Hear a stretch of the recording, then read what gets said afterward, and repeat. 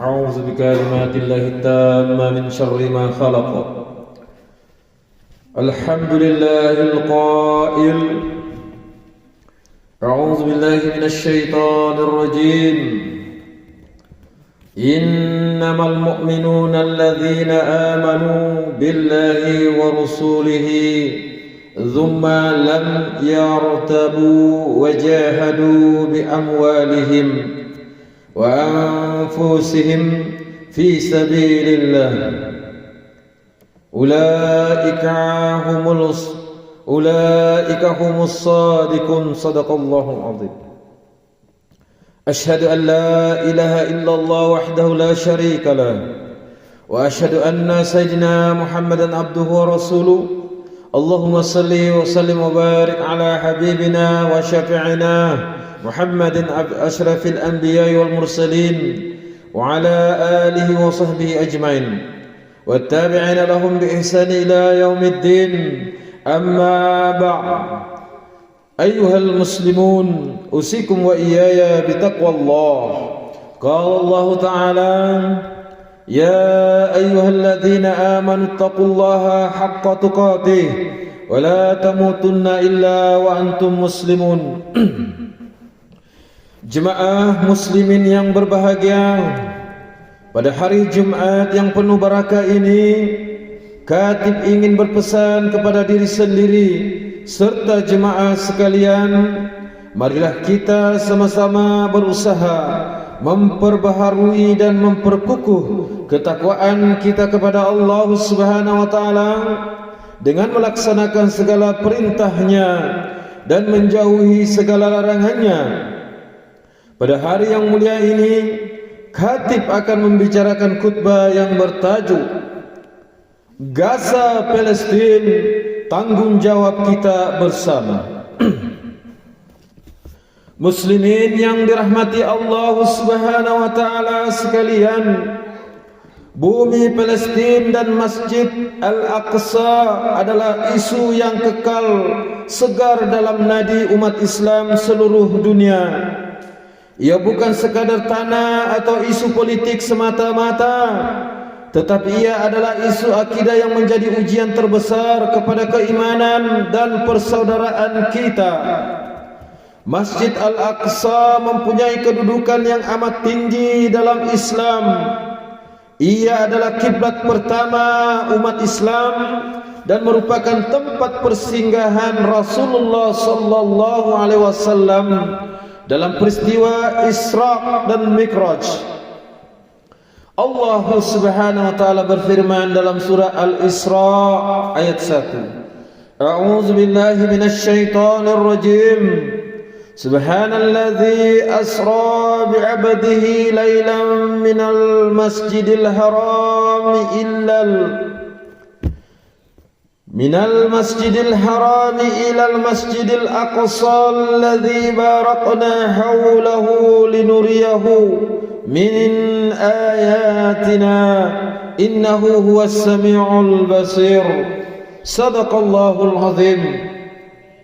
Maksudnya, Maha suci Allah yang telah menjalankan hambanya yaitu Muhammad pada malam hari dari Masjid Al-Haram yaitu di Makkah ke Masjid Al-Aqsa yaitu di Palestina, yang kami berkati sekelilingnya untuk memperlihatkan kepadanya yaitu tanda-tanda kekuasaan dan kebesaran kami. Sesungguhnya Allah juala yang maha mendengar lagi maha mengetahui. Keberkatan di sekeliling Masjid Al-Aqsa merujuk kepada seluruh bumi Syam termasuk Palestina. Inilah bumi para nabi, bumi perjuangan dan jihad. Justru setiap usaha untuk membela dan mempertahankan bumi Palestina adalah sebahagian daripada ibadah dan tuntutan iman yang mesti kita pikul bersama. Tanggung jawab untuk mempertahankan kesuciannya adalah fardu yang tidak boleh digugurkan.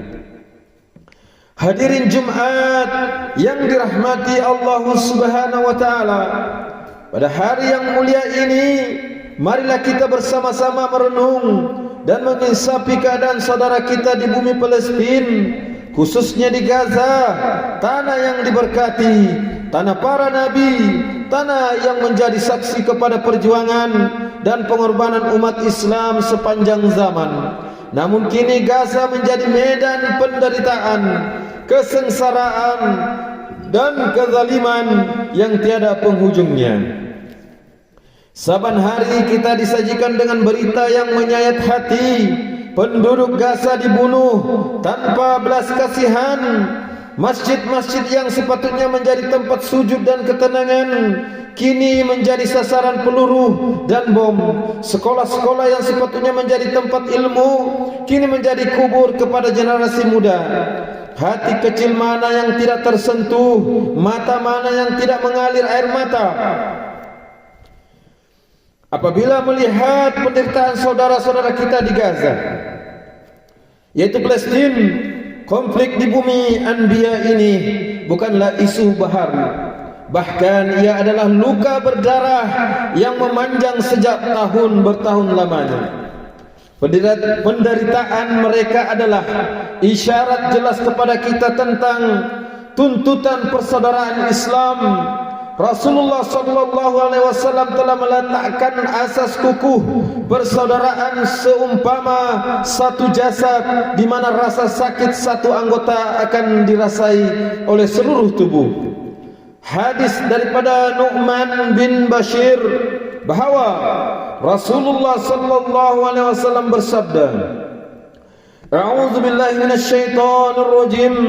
Mazalul mu'minina fi tawaddihim wa tarahumihim wa ta'atufihim mazalul jasad idza ishtaka minhu 'udhu tada'a lahu sa'irul jasadi bis-sahari wal hum." Shadaqallahul azim. Mafhumnya, maksudnya perumpamaan orang-orang mukmin dalam berkasih sayang, saling mencintai dan saling berbelas kasihan adalah seperti satu jasad. Apabila salah satu anggota jasad mengadu sakit, maka seluruh anggota jasad akan turut merasa sakit, tidak dapat tidur dan demam. Hadis riwayat Muslim. Hadis ini bukan sekadar peringatan, tetapi satu perintah yang jelas. Umat Islam adalah satu anggota tubuh, satu keluarga, satu ummah. Apabila satu anggota sakit, seluruh tubuh turut merasa sakit. Ini bermaksud penderitaan Gaza adalah penderitaan kita, kesengsaraan Palestina adalah kesengsaraan kita. Persoalannya di mana dan bagaimana tanggung jawab kita sebagai saudara. Sidang jemaah Jumat diberkati Allah Subhanahu wa taala.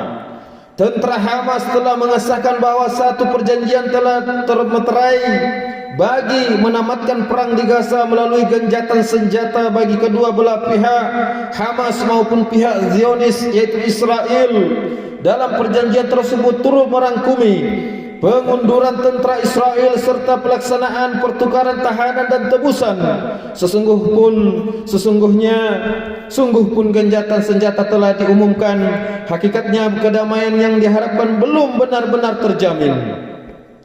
Hanya beberapa minggu selepas pengumuman gencatan senjata tersebut, dunia dikejutkan dengan serangan udara rezim Zionis laknatullah.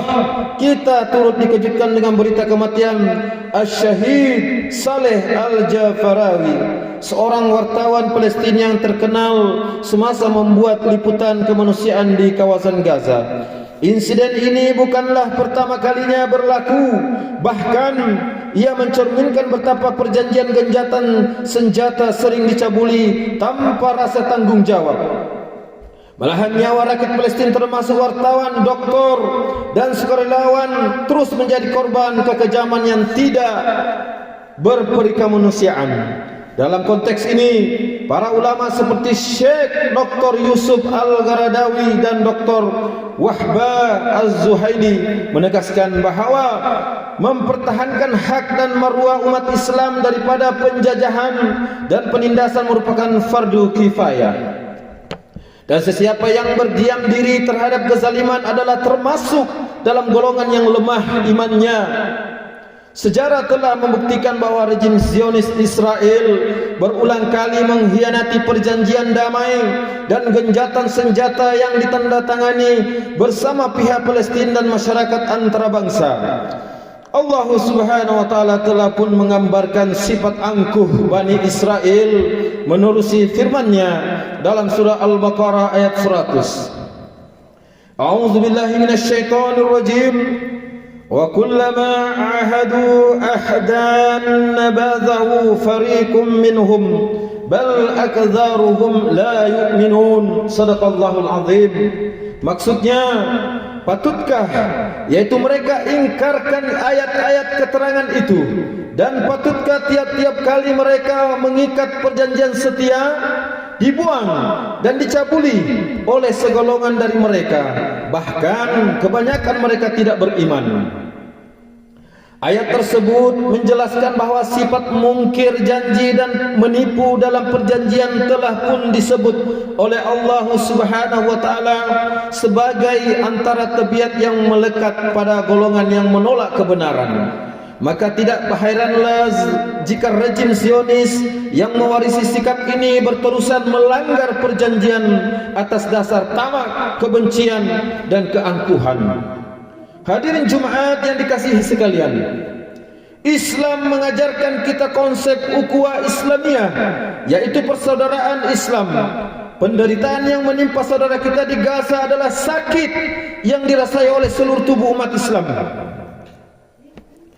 Oleh itu, mimbar menyeru sebagai sebahagian daripada jasad ummah yang besar ini, kita wajib menunaikan tanggung jawab kita mengikut ruang lingkup kemampuan masing-masing, yaitu yang pertama, solidariti melalui infak dan bantuan kemanusiaan. Kita mungkin tidak mampu berjuang dengan mengangkat senjata, tetapi kita masih mempunyai kekuatan harta. Salurkanlah sebagian rezeki kita melalui tabung-tabung dan misi kemanusiaan yang resmi dan diyakini. Di saat saudara kita berdepan kelaparan, kedinginan dan kesakitan, sumbangan harta kita menjadi napas baharu bagi mereka. Sumbangan ini bukan sekadar uang, tetapi manifestasi jihad dengan harta seperti yang dianjurkan oleh Allah Subhanahu wa taala dalam surah Al-Hujurat ayat 15. A'udzubillahi minasyaitonir rajim. Innamal mu'minuna alladzina amanu billahi wa rasulihi thumma lam yartabu wa jahadu bi amwalihim wa anfusihim fi sabilillah ulaika humus shadiqun. Shadaqallahul azim.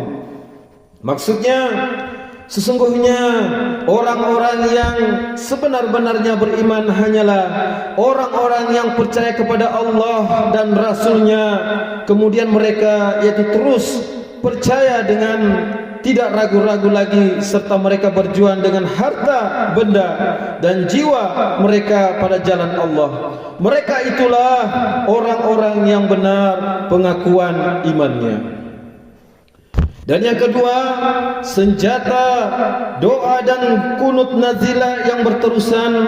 Doa adalah senjata terhebat untuk mukmin. Kita mungkin terpisah oleh lautan, namun kita disatukan dengan doa.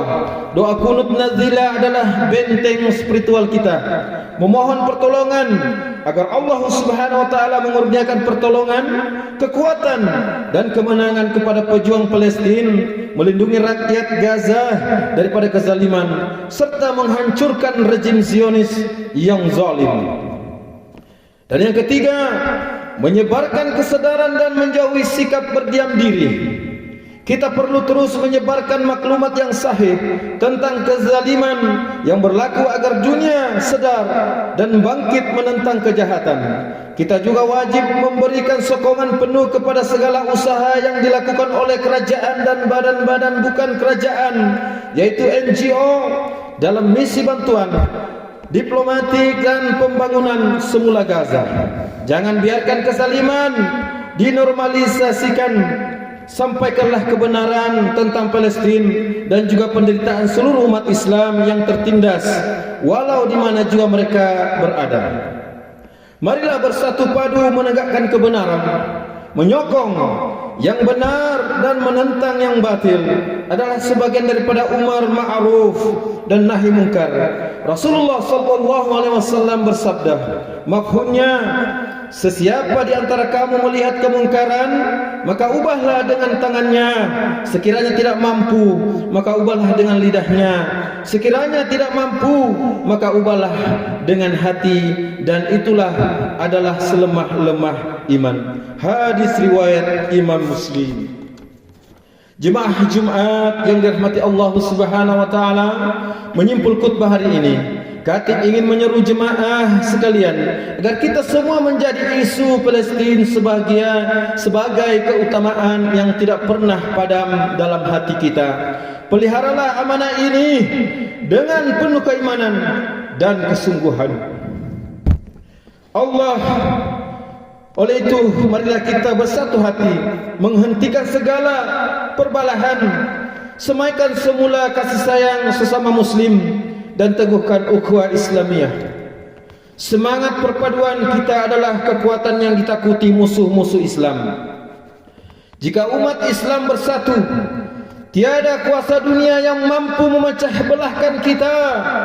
Dengan itu, kita boleh memartabatkan kembali kekuatan ukhuwah, penyatuan ummah, penguasaan ekonomi serta kualiti sosial umat Islam pada masa hadapan. Justru tanggung jawab kita berada kepada Palestin adalah satu kewajiban yang akan dipersoal di hadapan Allah Subhanahu wa taala.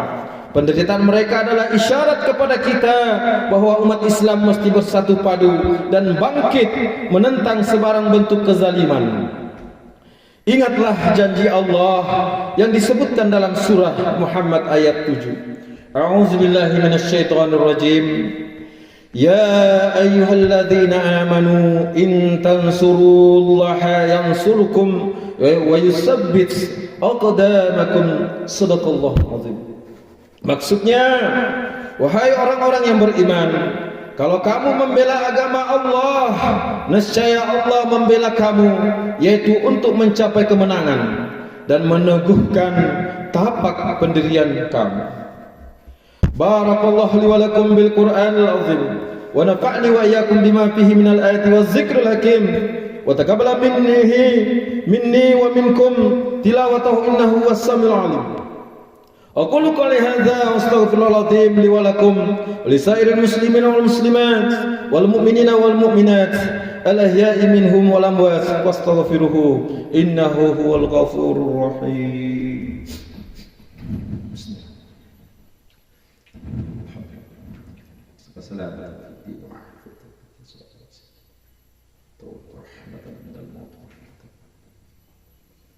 Allahumma salli ala sayyidina Muhammad. Allahumma salli ala sayyidina Muhammad. Allahumma salli ala sayyidina wa habibina wa syafi'ina wa sayyidina. Alhamdulillah.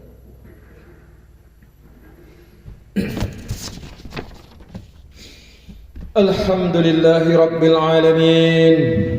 Wassalatu wassalamu ala sayyidina Muhammadin wa ala alihi wa ashabihi ajma'in wa man tabi'ahum bi ihsan ila yaumiddin. أشهد أن لا إله إلا الله وحده لا شريك له وأشهد أن سيدنا محمدا عبده ورسوله أما بعد فيا عباد الله اتقوا الله حق تقاته واعلموا أن الله أمركم بأمر عظيم أمركم بالصلاة وتسليم على نبي الكريم فقال الله تعالى إن الله وملائكته يصلون على النبي يا أيها الذين آمنوا صلوا عليه وسلموا تسليما اللهم صل على سيدنا محمد وعلى آل سيدنا محمد كما صليت على سيدنا إبراهيم وعلى آل سيدنا إبراهيم وبارك على سيدنا محمد وعلى آل سيدنا محمد كما باركت على سيدنا إبراهيم في العالمين إنك حميد مجيد آمين يا رب العالمين. اللهم اغفر للمسلمين والمسلمات والمؤمنين والمؤمنات الأحياء منهم والأموات. اللهم أنزل الرحمة والبركة والهداية والسلامة والسكينة والصحة الدائمة على ملكنا Kewaduli yang maha mulia Sri Paduka Baginda yang di-Pertuan Agung, wa kadzalika ala fakhamatir ra'sil a'la, Tuan yang terutama yang di-Pertuan Negeri Sabah. Wa ja'alillahumma hazihil baldata wa sa'ira bi'adil muslimin aminatan mutmainnah innaka ra'ufur rahim. اللهم ارفع عنا البلاء والوباء والفحشاء والمنكر والمهان والفتن ما ظهر منها وما بطن من بلدنا هذا خاصة ومن بلدان المسلم عامة إنك على كل شيء قدير. Ya Allah, selamatkanlah saudara kami yang dizalimi di bumi Barakah Palestin, Sudan dan negeri Syam sekitarnya. Kasihani dan limpahkanlah rahmat-Mu ke atas mereka. Ya Allah, naungilah kehidupan kami, tempat ini, kampung ini, estate ini, tempat kami mencari rezeki, negeri dan juga negara kami. Hiasilah diri kami dengan sifat terpuji, jauhi kami dari sifat yang keji. Satukanlah hati kami dalam menegakkan kebenaran dan mencegah segala kebatilan.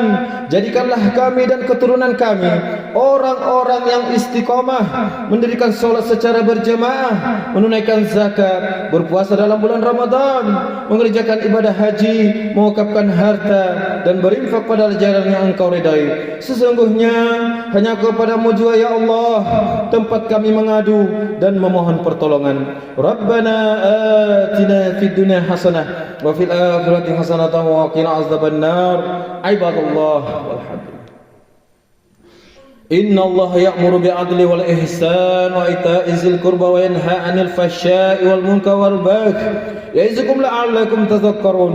Fazkurullahal azim yazkurkum washkuruhu 'ala ni'amihi yazidkum was'aluhu min fadli yu'tikum wa la dzikrullahu akbar wallahu ya'lamu ma tasna'un.